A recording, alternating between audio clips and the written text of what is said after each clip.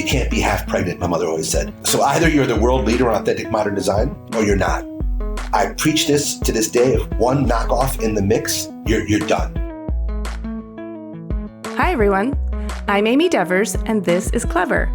Today, I'm talking to John Edelman. John Edelman is a respected leader in the design community with decades of experience in all aspects of the business of design. From 2010 to 2019, he was CEO of Design Within Reach. During his tenure at Design Within Reach, John transformed the business from a struggling, money-losing purveyor of both authentic and knockoff goods to the world leader in authentic modern design. John's visionary collaborations with some of today's most talented designers resulted in scores of successful collections of modern furniture. Subsequently, Design Within Reach became a highly respected business, resulting in an internationally publicized sale to Herman Miller. John also serves as executive chairman of the board for Krypton, sits on the board of trustees for Design Industries Foundation Fighting AIDS, and on the board of directors of Be Original Americas. He is currently co-founder of beverage brand Fourth and Pride Vodka, which donates 5% of profits to LGBTQ+ organizations, combining Edelman's business acumen with his lifelong advocacy work. Plus, he's got a famous watch collection and stories galore. This is just the tip of the iceberg. Here's John.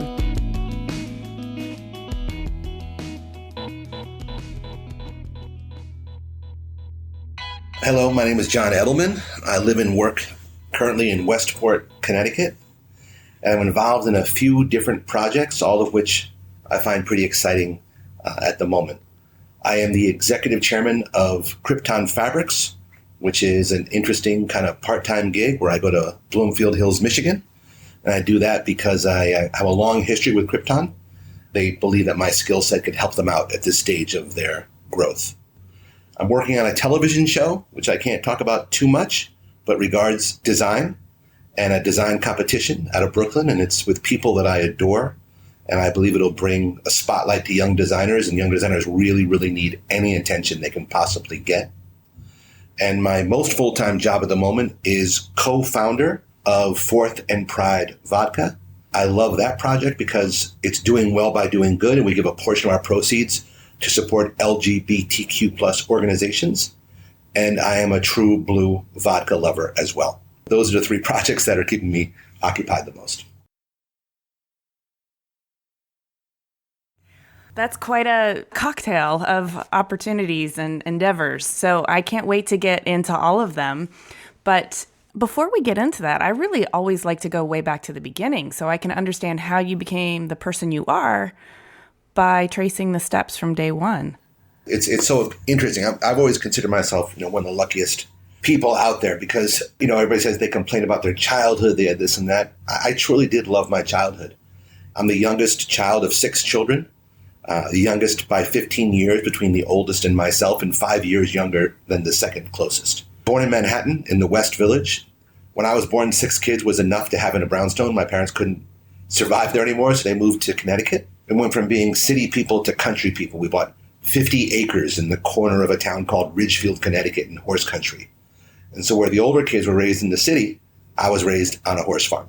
By the time I was 3 years old, the oldest 3 kids had gone off to college, so it was really just 3 of us on this 50 acres with horses and dogs and all this kind of stuff. So I had almost the opposite experience of my older siblings. The house was pretty amazing.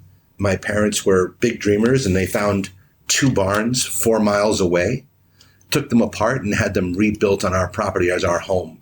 Wow. So we had soaring ceilings, and they took the exterior barn wood and installed it on the interior of the house.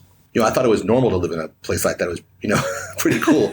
They had a mixture of old masters paintings on the walls with dogs ripping apart cows and blood and meat next to Tiffany lamps, next to Warhol sketches, next to a Saarinen womb chair with a huge floss light in the middle.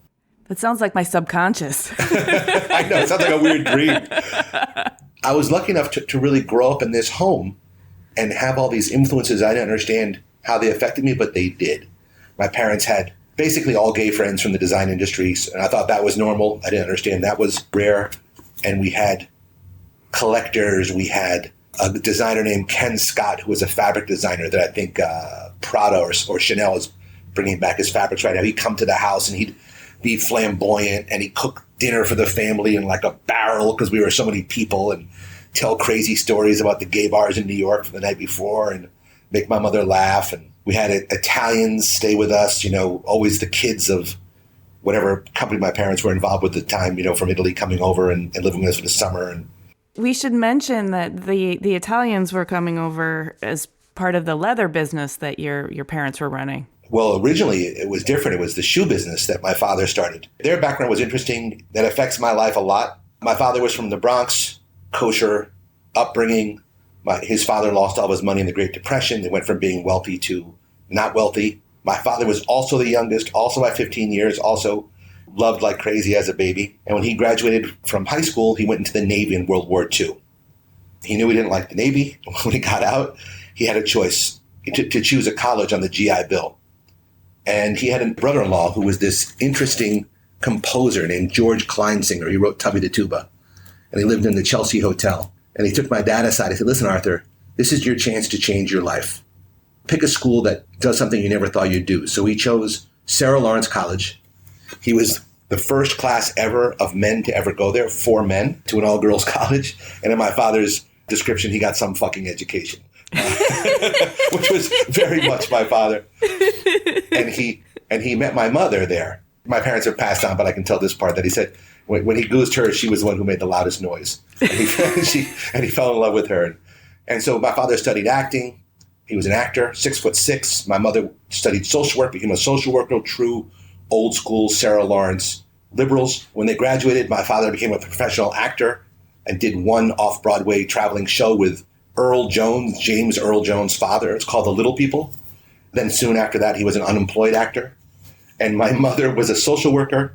They married 3 days after graduating college, and in 4 years had the first of the 6 kids, 3 kids. So they joined my mother's father's business. He was a Russian immigrant who had gone into the reptile business in New York, reptile skins for shoes and handbags. And my parents took that business over time. My father used his skills as a storyteller and actor. My mother used her innate ability with color and growing up in that business to eventually take over the business called Fleming Jaffe. And they were dreamers. And my father was at Vogue or Bazaar, someplace pitching his leathers, and he said, I need a graphic designer. And they said, the woman said, Arthur, you'll get this guy. He doesn't talk much, but I think you'll like him. And they brought this guy in who didn't say a word with white, straight hair. And my father said, oh, I like you. You're interesting. He says, yeah, my name's Andy Warhol. It would be interesting. So my father said, okay, but I got to be home because all the kids, it's dinner time. So come home with me to the brownstone. So he brought Andy Warhol to me, my mom. The kids were there. And again, he never spoke. And they gave him a project and they built this relationship. And Andy Warhol did all their graphic design. He painted the awning of their Fifth Avenue showroom. He painted the lights inside. He did everything. They were doing a chrome leather collection. He did the entire booth in chrome, brought in a Harley and painted everything out. And they had this amazing kind of connection. It was a right time, right place thing. My parents knew enough to embrace this unknown and make the best of it. They went to Italy to buy leathers, and they fell in love with a young designer named Piero Fornasetti. And my father said, Fornasetti, your plates are amazing. You should come to New York. And he introduced him to the department store I. Magnin, and that's where Fornasetti drew the I for I. Magnin. And so the gifts every year for Fleming Jaffe were either an Andy Warhol coloring book or custom Fornasetti plates. And my father found Ogden Nash with Ogden Nash prose on the plates. They had a great success with this company, Fleming Jaffe. But reptiles, unfortunately, a little bit because of my parents, became endangered species, most of the ones they used. Semaine de Cuir was this fantastic week of leather in Paris. Mm-hmm. And my father knew this great shoe shop that had a store in the airport and I think 2 more stores in the best areas. And he went over and he met with the people there and gave them this snakeskin that he had too much of. They made shoes out of the snakeskins and put them in all the windows of the stores in Paris. So by the time Semaine de Cuir came in, there was this outrageous demand for the snakeskin from India that my folks were selling. And it got so feverish that they bought all the snakeskins they could buy from this area of India. And they sold them. So unfortunately, those snakes ate the rats and kept them out of the crops and created a small issue with a lack of rats. So, which, nobody knew about in those days. Right. But they disturb the ecosystem. They disturb the ecosystem with fashion shoes. Oh my gosh. I know. To think of how often that's occurred in how many different industries. So then there was a demand for the look. And my parents created together the first embossed leathers to look like reptile called Corfan. And that was the biggest success in those days that they had. Corfan became huge. It made for the first time affordable fashion that looked like snake, looked like crocodile and those kinds of things. And they ended up selling that company to DuPont and having their first kind of big success. And this was a leather product? It was embossed leathers, hand rubbed usually, and then to look like reptiles or snakes. Okay. So it was a way to get the look without hurting the ecosystem. And my father, after selling so much stuff to the shoe industry, said, I'm going to open up a shoe business. My brother Sam was then graduating from Sarah Lawrence, just like my father. And they went into the shoe business together in a company called Lighthouse Footwear. Sam was a day out of school. My father had never been in the shoe business. And at the same time, my mother took a job with Jack Larson, learning the fabric industry. And to my mother, always described Jack as the world's greatest weaver. Cranbrook educated, an icon, and he loved my mother. Long story short, it took about 10 years. That company went down. It didn't last. They bought a shoe factory. They couldn't make, they couldn't make the different kinds of shoes. And my mother said, there's this industry we haven't really worked with too much called the interior design industry. And no one's making fantastic leather for interior design. We should figure out how to do that and come back together and work as a couple like we work best. And in 1981, they sold their classic Mercedes and invented Edelman leather. Those years in the shoe business did a couple of things. They let my mother learn interior design. They let my oldest brother learn shoes, which, he went on to a great career in shoes. I'm jumping around because my parents' story was interesting. It's fascinating, and it sets the foundation because in 1981, you're 9th grade or so. I'm a teenager living on this farm in rural Connecticut with parents that have been all over the world, and I'm really just this country kid, learned driving tractors. And I bought my first car when I was 12 down the street. Were you a tinkerer? I'm super not mechanical, but I like buying and selling things. And I love and collecting, cars. Maybe? Yeah, who knew at that point? I was a terrible student. At that time, I hadn't gone through a growth spurt, so I was made fun of as a kid for being fat, all those kinds of things. But down the street was another horse farm, and they had this old BMW out in the field. And so I rode my bike over, and I said to them, that car's just sitting there. I think I could just take it away. And I think I tried to get them to pay me to take it away, a little Tom Sawyer stuff. But I gave him $25 for this old car. I knew it was a BMW. My middle brother, David, who was 9 years older, came back over with a tractor, hooked chains up to the car, and we towed it home. I'm not mechanical. So I tried to free the motor up and with oil and this and that. Didn't work. So I polished it, and that I could do. And I took this $25 heap in the field and cleaned it up and sold it for $600 in about a month. Wow. And so by the time I was 16, I probably had, 7 or 8 cars that I was trading as a kid. You little hustler. Yeah, I was a hustler, man. But I loved it. I love cars. And so I got to, if they ran, I got to run around the farm and have fun. And I never learned how to drive. I just kind of knew how to drive. I don't know how that happened. I guess the tractors and lawnmowers and weird cars and motorcycles. At the same time, I had a dirt bike. I wanted to be a stuntman. I practiced every single day to be a stuntman, doing wheelies for miles at a time, jumping over stuff, riding over rock walls, and things that country kids do. I wasn't a city kid. Were you a natural daredevil? Did you like the thrill? Yeah, that I loved. I was really good. I wasn't an athlete at all, so I didn't have success in school on those fronts, but I was a really good motorcycle rider, and that was my thing. And then it made fun of me. I did 2 things. I rode motorcycles and I could throw Frisbee. And as my wife, I can tell you later, but she said, Frisbee when we met. You play Ultimate? I'm like, no, I play Frisbee. That was my thing. When my parents started the leather company in 81 in Danbury, Connecticut, I spent every summer working there, every Christmas break working there. I learned the value of what overtime meant. I tried to get as much overtime as I could. That was incredible as an hourly employee. And I started like that. And, it was different then. I finished high school. I could barely get through. I went to a private school nearby, and I was a terrible student. I never believed that the kid who got an A learned any more than I learned getting a C. It just never made sense to me. And then when it came time for college, in those days, parents really weren't involved. I don't think I went on any college visits. My GPA was terrible. And the funny story is I was in summer school every year for failing or whatever. This one summer, I had failed French. And I was taking French to make up the credit in summer school. And I met this really cool guy in my class who was taking French to get ahead. And that was Peter Salick, actually, who I ended up working with for years at Waterworks. And now I'm on the board of Design Leadership Network that he runs. And he's always been such a leader and such an overachiever. But we made friends in 10th grade and stayed friends for all these years. So did your not being a good student, did that ever take a toll on your confidence? Or were you just kind of convinced, I'm learning just as much, I just don't need to do it with these rules and these protocols that are kind of arbitrary? I'm learning just as much. I sold, a Jeep pickup truck to my English teacher senior year and went to London with the money with my girlfriend. I had a girlfriend who was 5 years older. Not only are you learning just as much, but you're kind of like, I think I got the answers here. Yeah, I don't know what these people are working so hard for. It doesn't seem that hard. But and I had a great exposure, So I had an older girlfriend, so I thought I was all that. I sold a car and went to London. And at the time, I remember we saw cats in the round in London. I was like 17. But when it was time for going to college, I got rejected everywhere.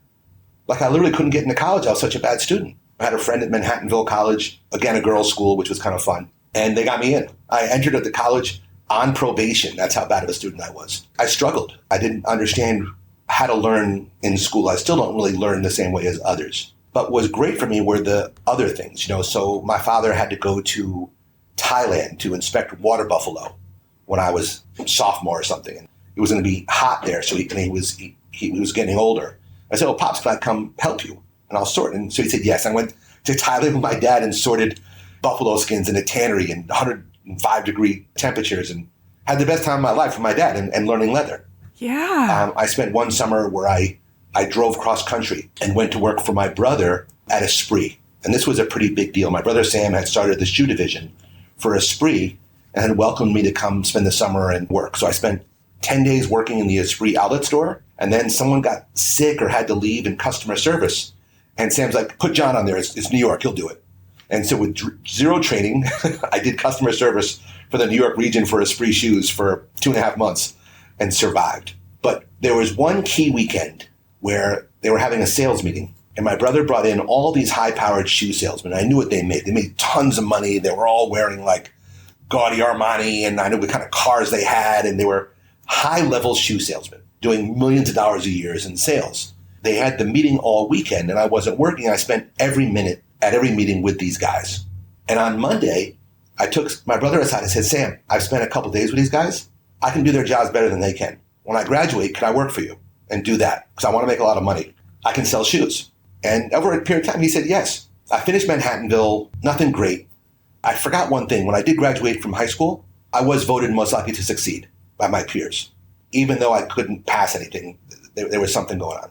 Yeah. And it sounds like you never earned the black sheep narrative or the loser narrative in any way. No, I was friends with my teachers. I'd hang out with them, and I was socially popular or whatever. I had friends. I was super functional. I didn't hide in a corner. I was a class clown.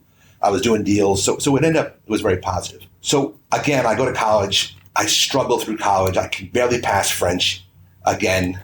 And Sam said I could work for him. So I graduated from college on a Saturday. No exaggeration, Sunday, I flew to Brazil to work in the shoe business. Your life is so exciting already. I love all these characters. I love your confidence. I love your hustler energy. It's funny. I was very, very loved. When you're the baby of 6 by a lot and your parents are older, the rules are extremely relaxed. You're on your own, but you have that nurturing around you. Not doting, but you have a confidence knowing that you have that many people that care about you. And that was a big deal for me without knowing. So I'm in the airport by myself in New York. I had been overseas alone, during college one time to the south of France for summer school, which was a good scam I hooked up. But I go to the airport and I'd gone through some kind of customs clearing. And this little guy comes over to me, like he must have been 5'2", 5'3", in a very expensive Italian suit. Looked like a mafioso. And he says with an accent, are you John Edelman, Sam Edelman's brother? And I said, yes, sir. And he goes, give me your passport and your ticket. And I did. What do I know? He comes back in like 30 minutes. I'm sweating. I know I'm going to be in trouble, something terrible. And he gives me a taped up shoebox and he upgraded me to first class. And I'm like, oh my God, I'm bringing drugs. Yeah. I'm a dead man. I'm going, but then I thought to myself, who brings drugs to Brazil? But still, this is also like mysterious. It's so mysterious. No one told me anything. There's no cell phones, right? 1988. And I'd never been to Brazil. So I take the box, I hand carry it on the airplane. And then when I arrive in Brazil, some guy meets me coming off the plane and walks me around customs.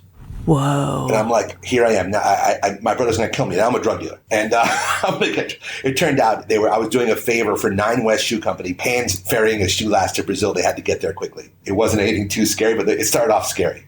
But why would they have to walk that around customs? Because they could in those days. They wanted to make everything a VIP experience. I thought it was criminal, but it was normal for the time. Man, the school of life is teaching you fast. Oh, real fast. I mean, this is my MBA starting now. So I arrive in Brazil. I don't speak the language. We have an apartment down there. I'm allowed to go to the apartment, shower quickly. And then he's like, okay, we're going to the office. So you drive. So I jump in the car. He gives me directions to drive through these windy roads in the south of Brazil, Novo Hamburgo, New Hamburg, where the Brazilians are all blonde, as you can imagine, from Germany. We get to the office and he goes, oh, I forgot my follow fax. Go get it. So he goes to the office and I have no sense of direction. My life, still to this day, I've stayed in hotel rooms every other week since 1988, and I still don't know which way the elevator is in the morning, ever. And he's like, go back. So I have to navigate these streets of Brazil and find the way back to the apartment, find the stupid follow fax, and get back again. A little rough start between the airport and this, and no sleep. And what it turned out down there, Sam stayed for 2 days, and he left, and no one spoke English for the most part. You know, the guy who ran the office spoke English. But if I wanted to learn about stuff, I was down there to learn about shoemaking. And they quickly put me in charge of the sample room. Then I was able to go with the inspectors in the morning to the shoe factories, and I became in charge of quality control. This is within 3 weeks of graduating college, right? But I learned one of my biggest things is I have an ear for languages. So from feeling poorly about always failing French, I learned conversational Portuguese by ear in 6 weeks and was fluent pretty soon. You know what that says to me is you're learning in the field, in relationships, in context. When it's abstracted and fed to you through books and rules, it's too hard to focus. It doesn't matter, and it feels unconnected. Totally. And also, I had a reason to learn. Like, I wanted to be successful down there. And plus, I had just finished college. Brazil was famous for beautiful women. And we were in a great position. So I was the only American in the area, except for one guy of like hundreds of people that spoke the language. And so I could go out at night. I had a car. I had total freedom down there. Wow, and, that sounds so fun. It was so fun. It was the time of my life. So I was down in Brazil, between Brazil and New York, and the company was based in California. It was Sam and Libby then. For almost 3 months before I visited the corporate office in California and moved, Sam said, John, you know, you're a natural seller, so you're not allowed to sell for a while. You got to learn the business. So I came home from one of the trips, and they hired this old school, we used to call them shoe dogs. And he's a legend. His name was Terry Anderson. And like we said, not the hostage. Terry was an interesting guy. He had survived Vietnam, so he had survivor's guilt, and he was wound up, but he was a famous shoe salesman. And he said, John, go with Terry to go see JCPenney's.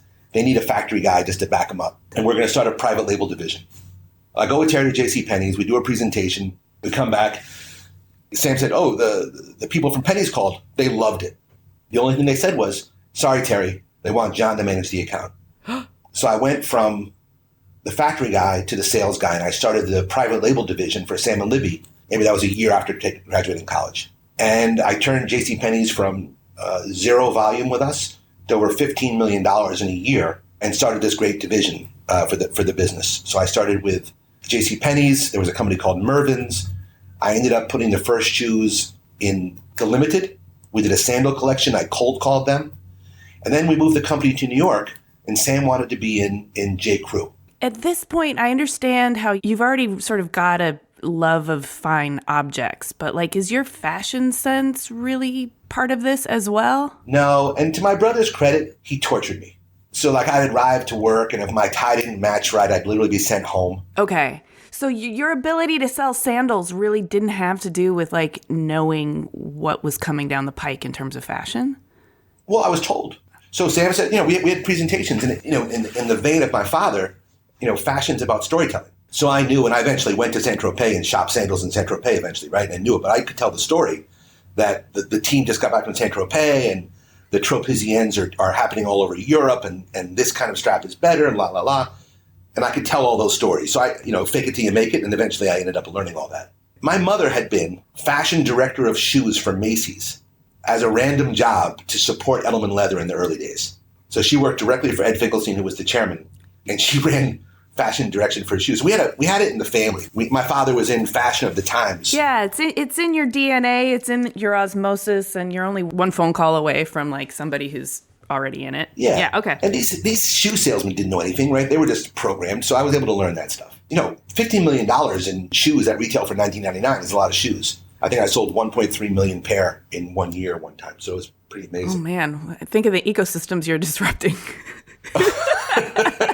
Well, people have to wear shoes. Yes, it's true. Right. And I opened up J. Crew, and I opened up The Limited and all these kinds of things. I was lucky enough. My brother always gave me huge opportunity.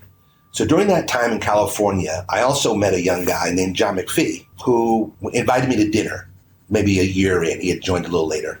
Went to dinner, and he brought his wife. He's a couple years old, like 3 or 4 years older than me, and their newborn baby, Anna. And they put Anna in the basket under the table. We had this amazing dinner and became friends. I had no idea that he'd be my best friend today from then, but we track our friendship by how old Anna is because, she was at the table, weeks old when we met. Anna's 30. Anna's our measuring stick. And then we moved the company to New York, and for a period of time, we'd just gone public, and Sam kind of stayed off in California for a while. And John and I were on our own. I can't remember all the details as to why, but we stepped in and kind of ran Sam and Libby for a few months. We didn't plan it, and we didn't rehearse it, but we did it. And it was like magic. It just worked. We had different strengths. We could go about things from different directions, but come to the same conclusion. We had the guts to question each other. We didn't want to do each other's jobs. And we knew at that point that we would be a team, forever. During that time, after New York, my parents had Edelman Leather. It was a tiny business. It was always struggling. My brother David worked there for a while. My sister Mary was working there. It was tiny. My father had been asking me almost every day to come back and work in Edelman Leather. I never wanted to do that right after school because you don't know anything, and then all you end up knowing is how they teach you, so you don't bring value. And so I always tell people with family businesses, it's great to have your kids come in, but send them away for a while. Let them work somewhere else so they have a value when they come in that can challenge you from a different perspective. And Sam had given me this amazing opportunity. I traveled the world. I was selling. I was production, international. And so I thought I had something to bring in. On my dad's 70th birthday, he had a heart attack at the house, which scared the daylights out of my family, right? If you imagine 6-foot people crying hysterically at Yale New Haven. And he was fine. He ended up being fine. In typical Arthur fashion, they put a stent in. He goes, I feel wonderful now. I feel so much better. He came out a day later, dancing for the most part. Although we never danced, but feeling great. And after that heart attack, I said, okay, I don't own any of the shoe business. Let's go back and let's do something that is the best of the best. And I joined Edelman Leather. Just before that, I had met my wife, my future wife. She was working at 17 Magazine as an assistant editor, basically her first job. And my brother Sam was friends with the fashion director and met her at a shoot and set us up on a blind date. I had never met a girl 6'2". She was a New York City girl, and I certainly was loving being single. And you meet somebody at the right time and things change. And we fell in love. Aww. And she had encouraged me to join the family business, Edelman Leather.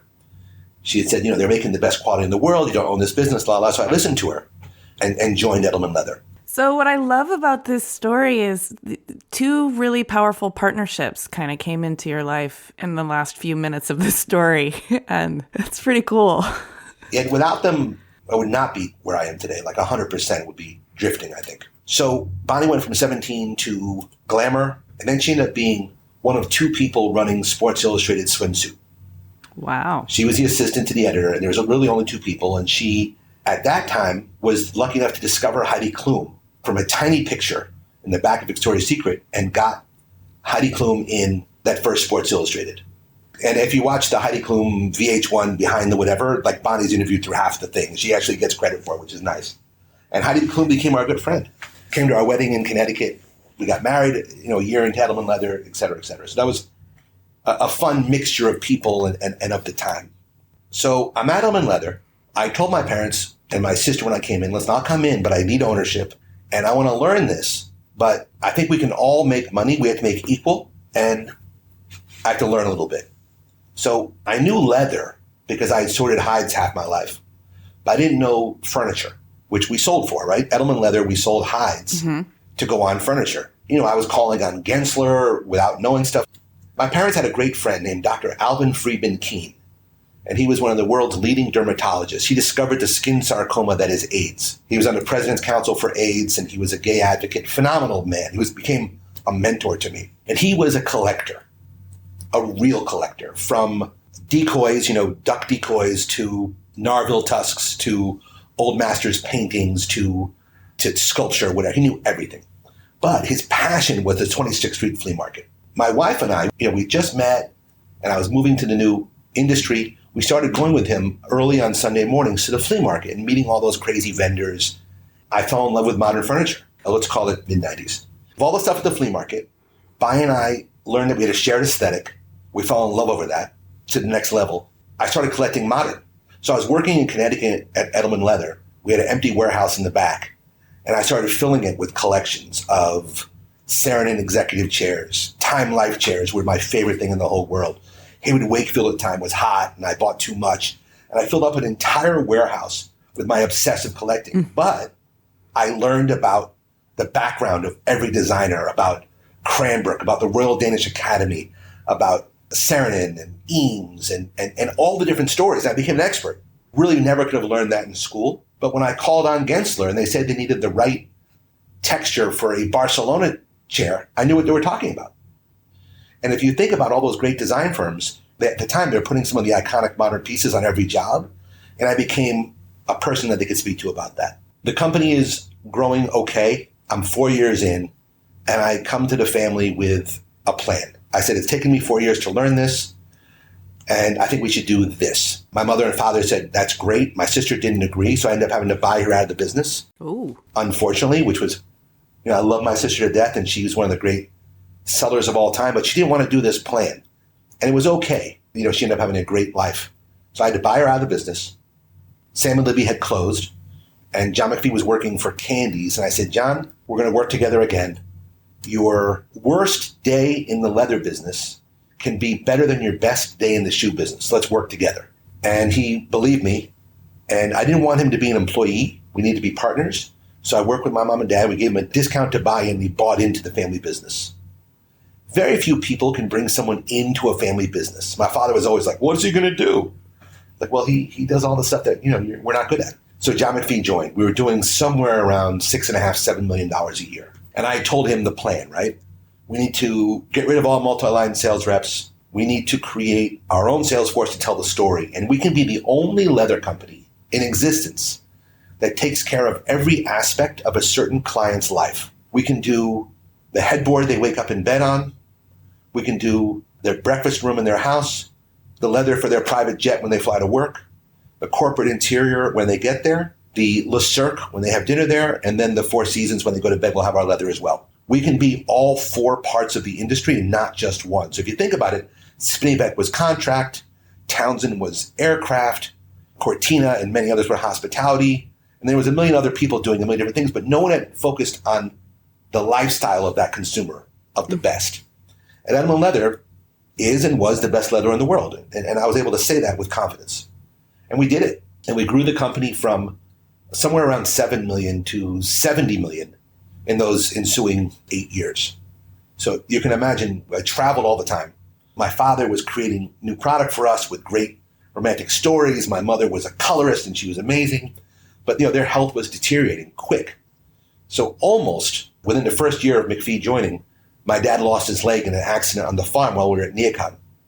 Oh my goodness. And my mother had consecutive back operations. So again, without really planning it, the two of us were running a business. That's how that real growth happened. We got graded into Herman Miller. We're the first leather company ever to get graded into Herman Miller. I had to present to Eames Demetrius at the case study house in Southern California to get his approval. Can you imagine? I just started collecting. It's my favorite thing in the whole world. I get to go to the case study house and present to Eames Demetrius. And I'll never forget, he left me alone in the kitchen of the case study house. And he left me for a while, and I got bored. And I was about to clear the table off to throw leather on it. He goes, no. No one's touched that for 50 years. Oh, my God. Like, move away from the table. So he took me outside. And I ended up presenting to Eames Demetrius and his whole staff on the lawn. Then he gave us the blessing, and I went to Miller and presented there with his blessing and ended up getting graded in. It was truly the collecting, the one of those patterns that brought us to Miller, and it worked. We got every NetJet airplane. We established a relationship with this company I'm with now called Krypton and got the exclusive rights to Krypton for leather and got standardized at Starboard hotels, NetJets, everywhere they needed a little bit of cleanability. We were able to leverage that and really do well. I mentioned that I learned Portuguese in Brazil. The company was based in New Milford, Connecticut. There were 25,000 Brazilians living in the neighboring town. I sponsored 11 Brazilians to work in the warehouse and grow to other jobs at Edelman Leather. And so when I was sorting hides every day, which even as I was president of the company, I sorted hides for a period every day, I'd speak Portuguese and practice with the Brazilians. They would practice English and I would speak Portuguese. And they were all telling me how they were buying these expensive homes. I'm like, guys, I don't know how you can do that. I know what you make. And there's these new mortgages, and I said, oh my God, when do they do? They're like, in a year. I called a family meeting, John McPhee, my mother and father, and me. And I said, guys, we're going to have a financial collapse. And my parents were getting older and needed a lot of care at the house. Very, very expensive. And I didn't know we could afford that if we didn't do something. And we literally started a sale process. So wait, what you're telling me is through speaking Portuguese and having an ear to the ground with your Brazilian workers, you anticipated the financial collapse and prepared to sell the business before that happened? Yeah. Holy shit. I know. And I'm not that smart. That was pure luck. If I was that smart, I would have shorted the stock market or done something even more intelligent. But we started the process, and my mom and dad and McPhee believed me. Who does that? John McPhee, my best friend, he lived in Darien, Connecticut, and he had a little mafia on his street of the right financial guys.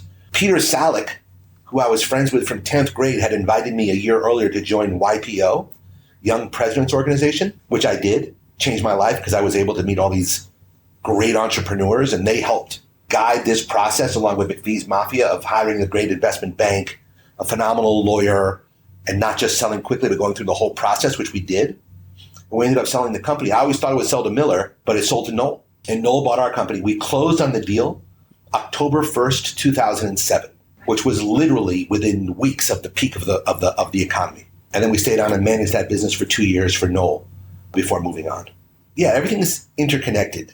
Collecting 26th Street flea market, learning Portuguese, finding a good partner, a wife that encourages you to do the right things, that, all those things kind of led to a moment, right? And that really worked. My parents had never had money in the bank, although they lived like kings. I'd always spent more than I made. So we all made our first hit. It was nice to have money. My wife had discovered that she was a photographer. She was in the fashion business, all those kinds of things, Sports Illustrated swimsuit, but never had developed her own art. We're out in the country. I travel all the time and strand her on this farm, a New York City girl. And so she was angry at me for that a lot. But she did discover that she was a great photographer. And my mother said, Bonnie, forget all these other things, the magazines, do photography. You're amazing. And she did, and developed a series at that time of Uruguayan horses. And that's another long story, but an amazing horse series. And so I said, Bonnie, when we sell Edelman Leather, I'll have time and I'll be more around the family and I'll help you develop your photography business. We published a book. And she was so happy. Finally, I was going to pay attention and do the right thing. We sold the business. We're ending the 2-year relationship. Knoll says they don't want to hire us, whatever. McPhee and I take a meeting with a friend of mine. We're a management team. We can do this and that. And he says, do you ever hear of this company called Design Within Reach? Oh. And I'm like, oh, yeah, I love Design Within Reach. I'm a modern furniture collector, and they sell modern. And I go in there, and I talk to the salespeople, and I tried to get graded in through Herman Miller. And I had all this strength. I love that company. He goes, well, a friend of mine just acquired them, and you should meet him. I'm like, okay, that sounds cool. A couple weeks go by. I don't hear from them. I call up my friend Billy. Billy, oh, my God, I can't believe you called me. You got to be in New York tomorrow morning, 9 o'clock. Meet with this guy, Glenn Krevlin. You got to go in the city. They need. Okay, that's cool. As we go in the city, meet with Glenn Krevlin. He is an investor who ended up owning Design Within Reach. Long story, by chance in many ways. And a second meeting I had with him on a Saturday, I took him to the Edelman Leather showroom. Then we took a taxi down to Restoration Hardware in the Flatiron. He had owned Resto before.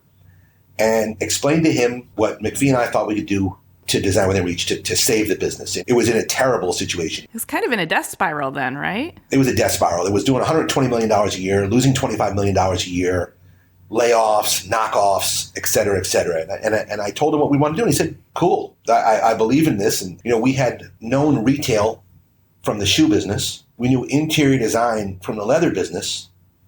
John had been a retailer with his parents at jumping jacks. And we were not the perfect fit for what had to be done, but it seemed like we were a perfect fit. Rather than taking 6 months off and being a better father and husband and supporting my wife's photography business, McPhee and I took 6 days off. There was a New York Times article that I took the job during those 6 days when we were in Mexico, saying John Edelman, new CEO of Design Reach, big article, a huge picture of Alan Heller because he had sued everybody over knockoffs. And we started commuting to San Francisco every week for 8 months. And I abandoned the family and did the worst thing I ever did. In all honesty, it's not even funny. No one should ever do that, especially after you promise to be home more. The family, I had to survive and earn my way back into the good graces of my wife and children after that. I want to thank you for sharing that because, you were sort of joking and apologizing, but I think it's very helpful for people to hear some of the tolls it can take on the fullness of life when you give yourself over to something. I mean, it leads me to today, eventually, but you can't do that. And no one ever says on their deathbed, oh, gee, I wish I'd worked more overtime or skipped more birthdays or those kinds of things. And it's not healthy. We were still living on the farm, so I was traveling every week and she was out there in the middle of nowhere. And I realize now how much work goes into 2 kids every day and just the management, trying to have your own life, and then you're lonely out there. That was a bad time that I would not do again, right? And I use those parameters now in guiding my future. What's my priority, what's good for me, and what's good for the family, and mostly what's good for the family, honestly. We commute to California for 8 months. My daughter would make me wake her up at 4 a.m. Monday morning before I left and kiss her goodbye while she was crying, every Monday. Terrible. You abandoned her every week. Yeah, every week was the same thing. My beautiful little girl. So, who's 20 now and still, gives me shit about it. But we learned this business and we just started making decisions. Oh, and by the way, we invested alongside Glenn and owned the business with him, which was the key. Yeah, it's all in. All in. So they're doing knockoffs. There's no one running the company. They had laid off all kinds of people and not even kind of kept track of what jobs they did. Oh. They had killed the catalog. The website was 7 versions behind the e-commerce site. And we were doing very little product development, and we had a demoralized staff. Oh, dear. So we start January 4th, 2010. And we have to walk out there and introduce ourselves. We call a company meeting, and I still, to this day, I do run hot and I'll sweat in certain public presentations, which is fine. I've lived through it. I survive it, and I've been successful, so I'm okay with it, but I do. People think, oh, you okay? Yeah, I run hot, man. It's okay. So I go out there, and everybody looks at us with just disapproval. I'm not used to that. No one believed in us yet. They've been screwed over. And we have to win these people over, and we tell them some of the plan, and we just go to work. The office is in a skyscraper, overlooking the city, and the CEO's office is in the corner, black with an alley. All the views were with IT, and they had covered all the windows with whiteboards, right? So it was just this weird place. Design was on the other side of the building from my office, which I couldn't take. And McPhee and I just started making decisions. There were 72 stores, 35 of which lost money.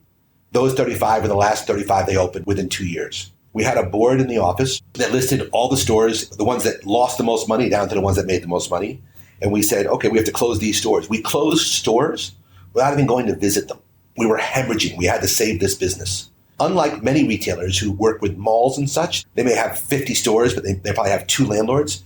We were mom and pop, so every single store had a different landlord, and McPhee had to go and negotiate a deal with every single one of them to close those stores. Wow. On the design side, we had to get rid of all knockoffs, and we did that within a month. We dumped them all through the outlet store and took them all off the website and the catalog, and Alan Heller became a good friend.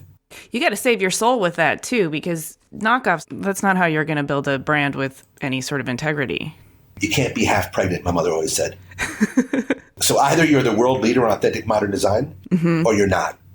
And I preach this to this day. If one knockoff in the mix, you're done. I'm also was the president of Be Original Americas and now the ambassador.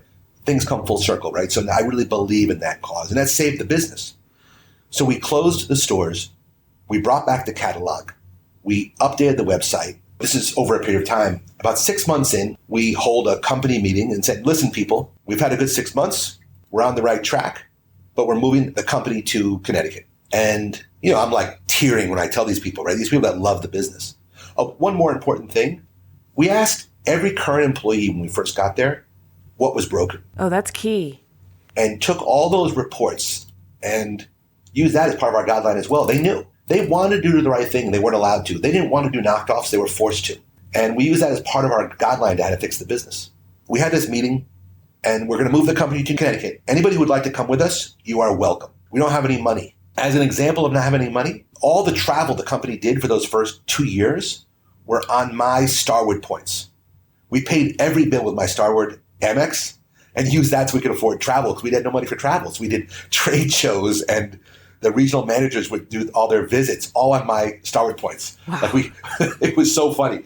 I ended up being a Starwood ambassador because we used so many rooms. They thought I was traveling myself, 300 nights a year. But we played every trick to save that business. We had this amazing meeting to tell people we're moving.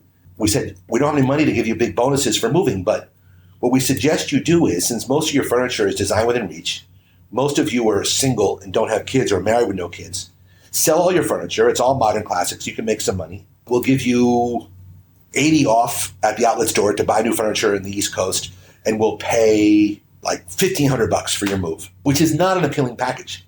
To this day, one of the things that makes me the most emotional when I tell the story is 50% of our employees move with us. Wow. It was a big deal. They came out with like U-Haul, or they just flew and they started new lives in Brooklyn and New York and Connecticut, and they believed. And then we went to Stamford, Connecticut. John McPhee and I were shopping for real estate, a place to go, and a guy from YPO, again, back to Peter Salek, longtime friend, put me in YPO. A guy from YPO had got the rights to this development district in Stamford, Connecticut. We wanted to have a place in Connecticut, but close to a train station so that people from New York could make it there easily. So within walking distance to the Stamford train station was this amazing old brick warehouse. It was the former Yale lock factory. And we saw it, and it had survived like a few fires. So it was completely burnt out, no windows, but this very beautiful rectangular classic brick structure. I'm such an idiot. I'm like, I love it. And McPhee's like, shh. And our friend of ours, a guy named Carl Cleaner, gave us free rent across the street and built out the brick building for us. And we moved everybody into this cool brick former Yale lock factory in Stamford, Connecticut, and restarted the business. And in that place, the average size of a design within reach store when we bought the company was around 1,500 square feet.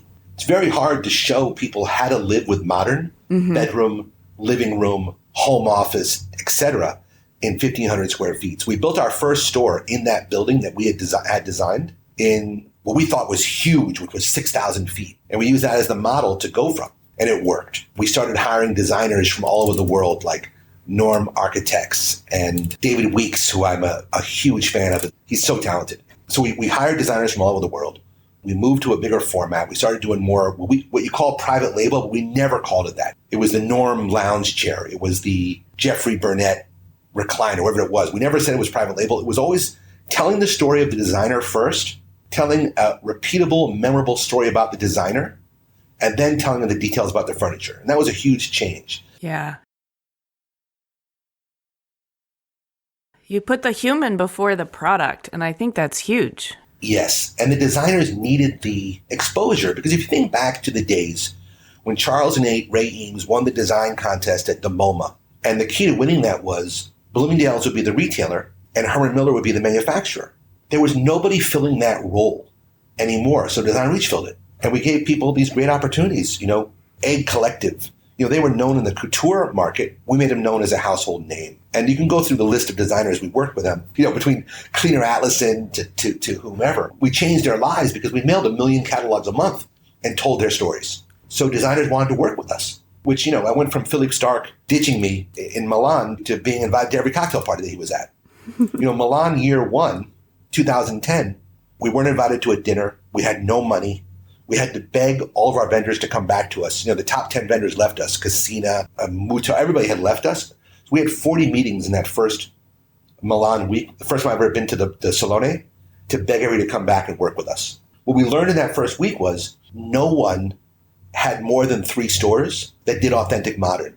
So they actually needed us. And we learned the power that we had if we used it properly in the industry and got them all back. That was really exciting. So we're in Connecticut. We opened up the flagship on 57th Street. We had an Edelman leather showroom for 20-something years in the D&D. I knew the value of that little area, probably the most important design area on the planet in terms of doing business, the D&D building in New York. And we were walking by, John McPhee was walking by a dig on 57th and 3rd. That was going to be a building, and we contacted the people that were doing it and got that amazing flagship on 57th and 3rd to prove out our concept of the bigger stores that we started in Stanford. And at that time, Glenn Krevlin, who was our investor, our partner, it was time for him to kind of roll out of the fund. And so we started a sale process then. So we had taken the company from 110 or 20 million, losing 25 million, to 225 million, making 25 million. And we started another roadshow sales process. We showed it to all the big players. And there was a man named Brian Walker, who had been the CEO of Herman Miller, just a great guy. And from every Monday of Neocon since we bought the company, Brian had taken us out to lunch, left that insane showroom, probably 25,000 people a day in his showroom. And he would take us to lunch and never look at his watch and never look at his phone for the lunch to understand how we were doing a design within reach, how was the progress. Because, we were a huge retailer of Herman Miller product and really their face to the consumer, if you think about it. How else would you buy Miller for the most part? Right, because they're a contract. Exactly. And at the end of the sales process, Brian Walker and Herman Miller bought Design Within Reach. It was a big deal. It was a really big deal. I remember that. It was a really big deal. And I kind of have a question about you personally, like as you're preparing this business that you've nurtured into thriving for sale. Is that a thrill for you? Is that like riding a motorcycle, or is that bittersweet? Well, the sale process is like riding a motorcycle as fast as you possibly can with no helmet. Okay. It's so intense. You have to get your rhythm. I always tell the story that we were in LA with the bankers, part of the roadshow, doing these huge investment companies that own J. Crew, the Gap, they own Starbucks, all these big firms that had huge investments. The first night we get there, we use a discount code to stay at the Four Seasons on Doheny for like $200 a night. We're always trying to save. I love cars, and for some reason I have this thing for minivans. So I'm driving us around in a minivan, and we go to the first presentation, and there is no energy. We're duds, and that's not like us. John McPhee and I have never had a dud presentation. So we all go back to the hotel. I'm like, guys, I'll see you in a little while. I take my minivan out to a Porsche dealership because they had a 96 911 for sale.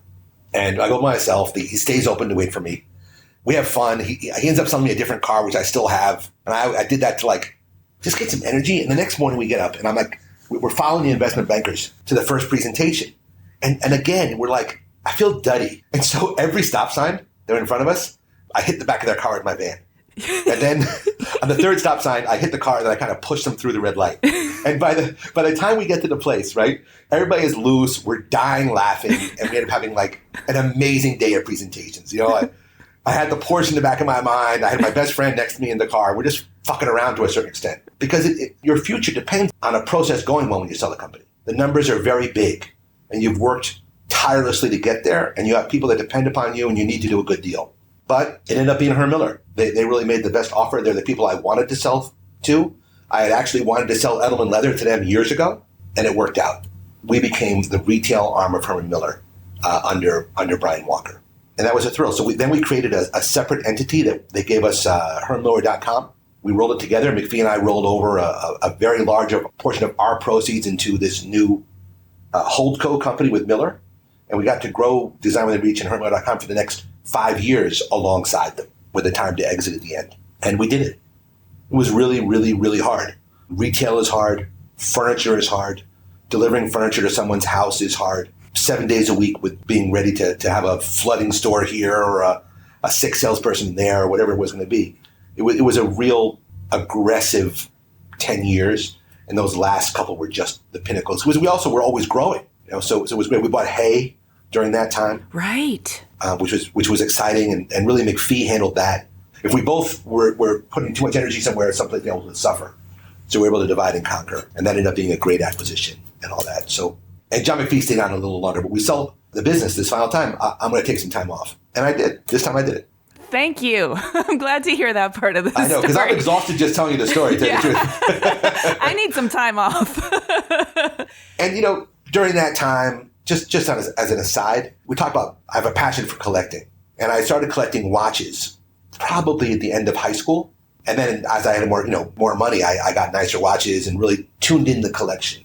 Every day on the way to work, for about 6 months, every week, I put on a different watch from the collection. and photograph it as I was driving to work and post it on Instagram and put hashtag Hodinkee. Hodinkee is a watch guys blog. And now it's a website. I have a small investment with them. They do all kinds of things. They were the authority on watches. And I wanted them to notice me and talk about my watches.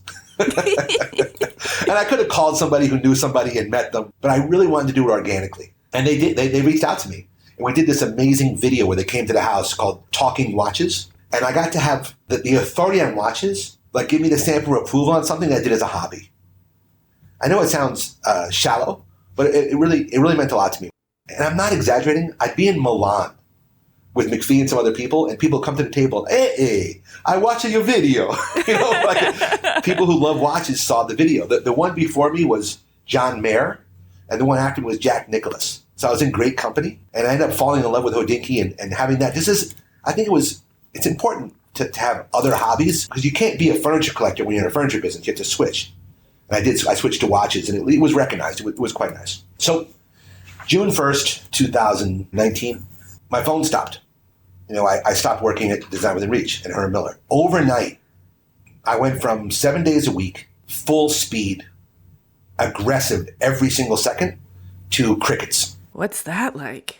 It's a shock to the system. Well, yeah, because your body doesn't stop creating all that energy. Usually I get to work with like the marketing department and then product. And then we have whatever it's going to be, like I'm emitting leadership energy. I'm like out there. I'm the guy, right? Alongside McPhee, but I had the front man role. Then I wake up, summertime, and there's no messages on my phone and stuff. And I have all this energy like bursting out of me. And so I didn't know how, I wasn't prepared. I started exercising, walking 5 miles a day on these, hilly roads. And it can be a really sort of disconcerting feeling to have undirected energy. It's not good. No. Yeah. Thank gosh you didn't have any like hostile inclinations, or else. I guess, I'm not an angry person. So I'm not, I'm a happy drunk. Me too. So, I just get real lovey. Like, I get lovey too. I love you. 2 drinks, I'm like to my wife, but you're so beautiful. So I drank a lot, right? Because it's like just to end the day. My father was still alive. And then he passed during that time. I was able to spend time with the family and meditated. I retrained in transcendental meditation, and I said no to everything. Now most of it I non-compete. I had to, but we were building a house in Westport, Connecticut. We were moving. So we were renovating. It was a gut renovation with an addition. So that kept my attention. I refocused on collecting. I did some car stuff, but I got smarter. I was able to let my brain think clearly for the first time in my adult life. It had been a roller coaster, an exciting, fantastic, wouldn't change a thing roller coaster, except for the abandoning the family. But in general, it was great. But I never had time to think without the weight of the world on my shoulders for whatever business I was in. And I was able to look at other people's businesses and analyze them. And I did a little consulting, and I started evolving. Be Original Americas kept me involved in the design world. DIFA kept me involved in the design world and my passion for DIFA. I actually, at that time, I did it before the move. We did an auction of a warehouse full of my collections, and we raised like $80,000 for DIFA, which was great. And then we moved January 4th, and then COVID hit 2 months later.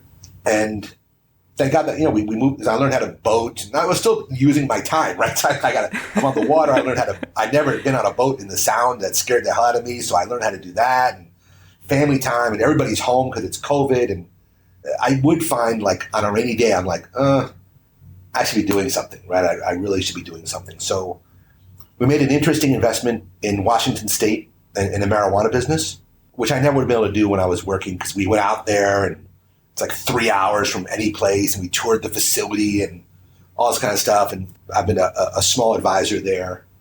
My friends were doing a beauty business, and I got to study that and invest in this beauty business, which is a great product, which we'll have in a year or so. And then I had one of the last lunches I had, and I don't know if I can talk about the TV show, but I had lunch with these 2 women that I just adore and respect. And they were asking me to be a judge at a design contest they're going to run in Brooklyn. And they told me the whole story about it. I'm like, wow, I'll be a judge, but I really think it's a great TV show. Let's make a TV show. And they said, yeah. So we formed a little entity.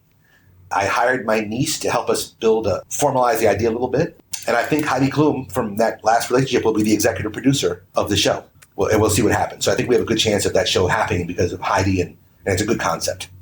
Wow. So that was one project. As someone with a background in the TV industry and design, I am very interested in this. I hope you will keep me posted. I will. And then I got contacted by Craig Rubin, who was the founder with his wife Randy, of Krypton Fabrics. Years ago, I had the exclusive for them in leather, and they had been sold to private equity. They weren't doing as well as they thought they could. And then COVID hit, which hurt the contract markets. And the private equity company, along with the Rubin, said, would you come in as chairman and just work with the CEO and help execute the vision? And I did. That was the first thing I had said yes to. So I became executive chairman of Krypton, which is a cool, I call it a part-time job. And there's a great management team, so it makes it easy. I'm here in Michigan today working with them. And it keeps me, again, my size 13 foot inside the design industry. And then I met randomly this amazing young guy and his friend. This young guy's father had still owns a bar in the East Village called the Boiler Room. And the Boiler Room has been an iconic gay bar for more than 30 years, always owned by this guy. And his son watched this kind of loyal clientele. So like me, sorting hides, he would clean glasses or, work whatever in the bar. He always had exposure. And he said to his dad, we've been watching these nice people come in. We have regular customers for 20 years. Once a year, all these brands jump on a bandwagon and do Pride Month and give something to the people to keep them happy and then leave. Why don't we start a brand that gives back all year long to this community? I like this. Yeah. They went to their neighbor. The neighbor is an amazing guy who was a serial entrepreneur, a real estate developer, but also a graphic designer. And he helped them formalize this idea into a brand. The brand called 4th and Pride. The bar's on 4th and 2nd. Every city has the address 4th and Pride, and everybody is proud of something. So it was a genius concept. They brought in a beer called 4th and Pride. Within 3 weeks, 85% of beer sales were 4th and Pride, and they had something. So that's when I meet them. And I'm like, guys, I've been on the board of DIFA for I don't know how many years. I've been a supporter of the gay community forever through all different types of methods. I'd like to join your company. And we decided to ditch the beer for a period of time and use the brand 4th and Pride, which can be used for other things going forward, maybe even a marijuana license soon. And let's do a vodka. And we worked during COVID. We developed what I believe is the smoothest vodka in the world. Well, I can attest to that. It is. Oh, yay. I don't want to mess with it. I just like it neat. So I didn't understand why if you bought an 18-year-old Macallan or a Clase Azul tequila that you drink it on the rocks and you were proud of it. Why does everybody have to mix the vodka? So we thought, having a mission is great, but a mission without a phenomenal product is kind of hollow. So we decided to decide to make the smoothest vodka ever that didn't have to mix. Of course you can mix it, whatever. But in terms of what we call a naked martini, which is cold glass, cold vodka, nothing compares. And we had to work on the formula for months. And we mixed for the first time corn and grape. A brand like Ciroc is grape. A brand like Tito's and most other vodkas are corn. But Ciroc to me is too sweet. And the other ones always have this weird bite at the end. Because when it's just corn, you have to add some kind of sugar. And the sugar is what gives you a hangover and provides that kind of weird aftertaste and bite. So we sweetened it with distilled grape so that, you have just a hint of a bouquet when you raise it to your nose. Mm-hmm. You have a creamy mouth when you have it because it's smooth. And then there's no shock at the end because it's rounded with the grape rather than sugar. And we did it. We did it. Guys that had never done this before, 3 guys trying to do something, we actually made, I think, the smoothest vodka. And everybody who tastes it says, I'm a Scotch drinker, but I love this. Or I drink tequila, but I like this. Or I usually drink vodka tonic, but this is the first one I can drink straight. Well, I'm a mezcal person, and I was always like, yeah, vodka just either tastes like rubbing alcohol or nothing. But you've changed my mind with this one. So a new drink we just came out with that I worked on with the guys that own this fantastic Mexican restaurant in Connecticut is you do a stirred vodka, a chilled glass, and when you're stirring the vodka, put 3 tiers of a smoky mezcal into it. Ooh. And it's a fantastic winter martini or Mexican martini, whatever you want to call it. Mm-hmm. It's amazing. That's my new favorite drink. I love mezcal too. Well, let's have a few of those and then we can all be like, John, you're so great. You've done so much for the design world. I just love you. I talk about my dad and I got to travel the world together at Edelman Leather. We went to Italy. My father and I went to Italy to buy leather. We did maybe 6 trips a year, and we're both drinkers. because he was older, we take always one night at the beginning where he had to rest. And since the leather area is near Vicenza, you fly to Venice. So we'd always fly to Venice, go into the city, and spend the night to relax. And we go to Harry's Bar and drink Harry's Bar martinis, which are the frozen glass and frozen vodka. And that's how I was raised. We bought those same glasses. We both had them in our freezers. And it was that experience, part of it, that inspired how to have a clean vodka and those kinds of things. I love this whole story. It is the story of a very rich and resilient and charmed life, full of characters and kismet and full circle situations and deep connections and long relationships and collaborative partnerships. And wow, you've taken me on a journey, and I feel like it wasn't quite a motorcycle ride because that probably would have been a little too intense for me, but it was the sports car for sure. Fair enough. I love it. I'm sure I pissed some people off and forgot some things, but that's how it goes. Well, I have loved this conversation. And just to wrap it up, I feel like I have a couple of really important questions that I need to harvest some wisdom from you before I let you go. I hope I don't let down, but let's go. In terms of how you operate, I mean, you already said you're not really a good student. You learned in the field when you had a sort of contextual motivation for learning.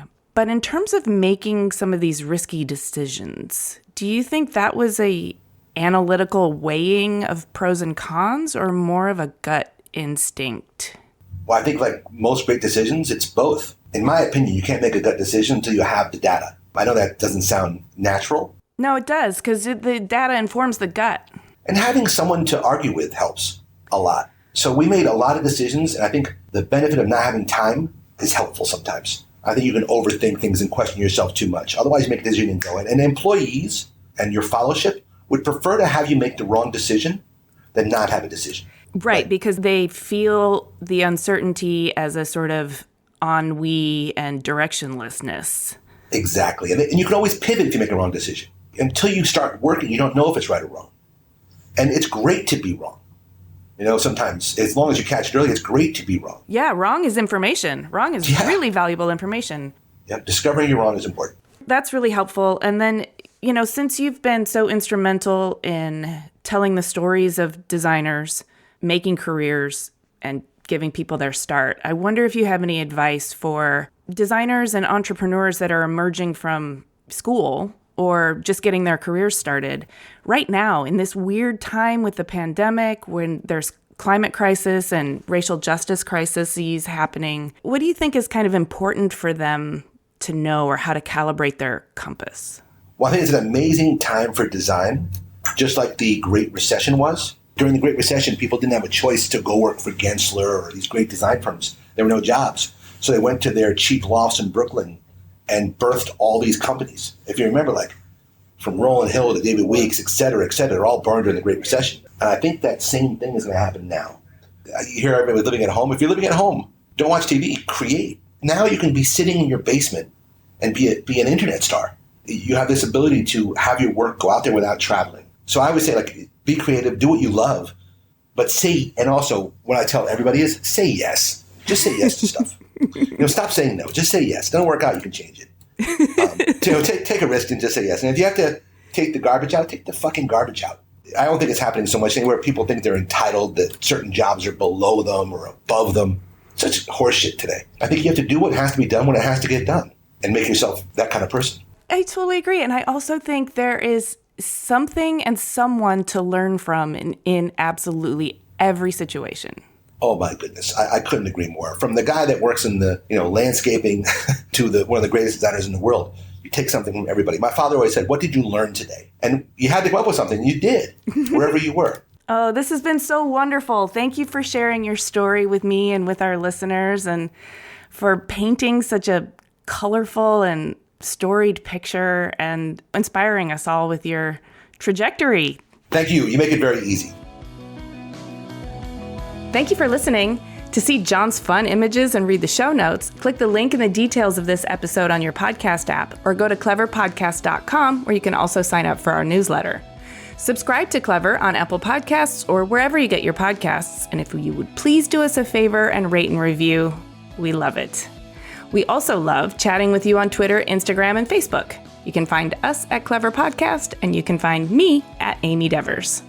Clever is produced by 2VD Media with editing by Rich Straffolino, production assistance from Ilana Nevins and Anushka Stefan, and music by El1011.